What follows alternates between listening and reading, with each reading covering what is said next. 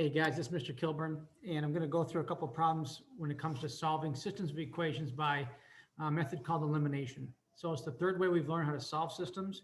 The first way was by graphing, the second way by substitution, and this way is by elimination, sometimes known as linear combinations, or even solving by addition or subtraction. But I like the idea of calling it elimination because it reminds us that we're actually eliminating or getting rid of one of the variables, solving for the other one, and then use the one we solved for to get the one we eliminated, all right?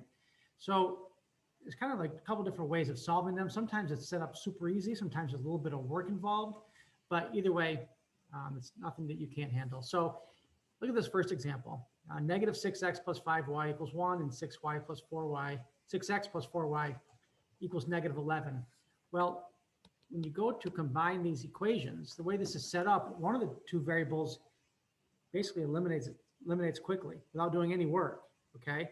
And hopefully you recognize that it's the x's, right? A negative 6x and a positive 6x, they cancel. So I'm going to combine what's left. 5y plus 4y is 9y. 1 plus a negative 10 is negative 9.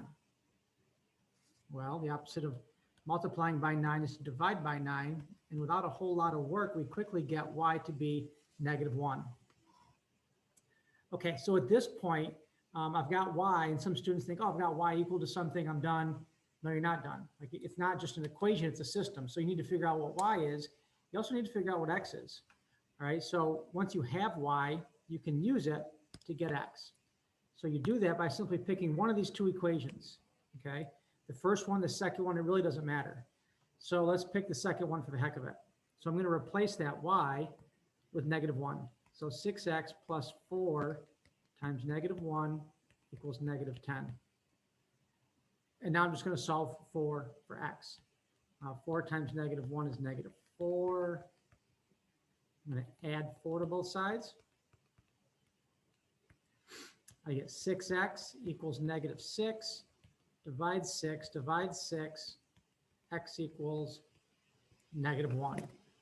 Okay, so the answer is not just x is negative 1, y is negative 1. It's the ordered pair, negative 1, negative 1. Because if you were to graph those two lines, that's where they'd cross, at the point, negative 1, negative 1. Okay, so that's like about as simple as it gets when it comes to solving by elimination. The other way is by having to manipulate one of the equations in order for a variable to get canceled out. So here's where it kind of is called linear combinations. Because I'm going to multiply one of the equations by a factor and manipulate it such that one of the variables will cancel out. So here's what I mean. The way it's set up right now, like right here, a 6x will not cancel out a negative 7x. Okay, a 2y will not cancel out a 6y. So I need to multiply, in this case, I'm going to multiply one of the equations by a factor to cancel out a variable. And I'm going to focus on the y's. Okay, I could get rid of the x's, but I'd have to multiply both equations by a factor.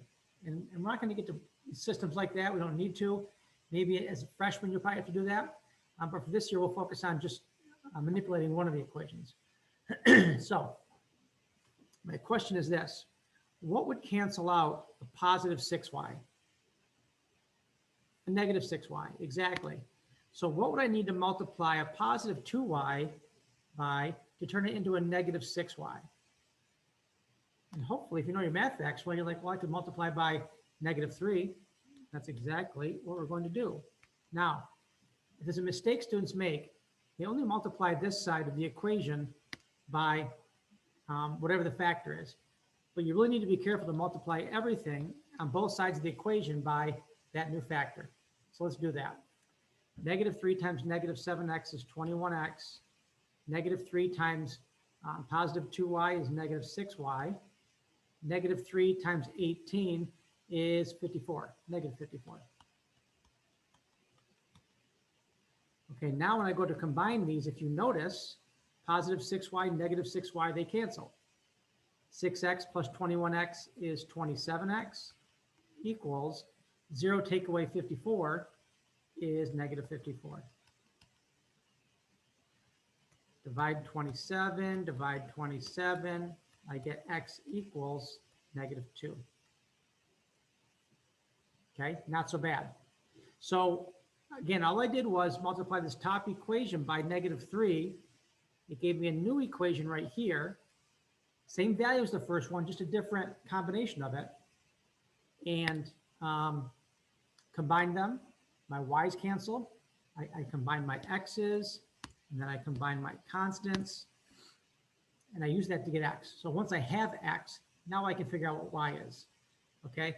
Now it does not matter which equation you plug into. It could be the first equation, it could be the second equation. It really doesn't matter. All right? So I don't know. Let's use the second equation.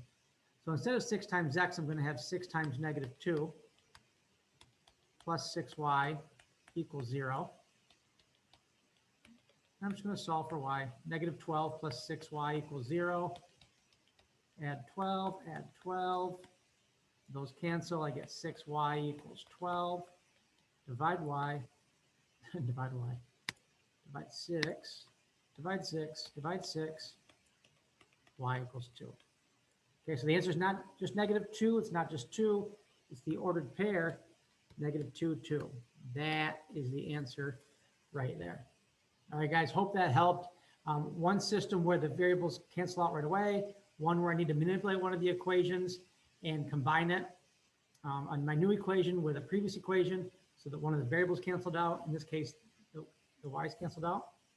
I got x. I used x to get y. All right, guys, hope this helped. If not, shoot me out a comment or a question in Padlet, email, however the case may be.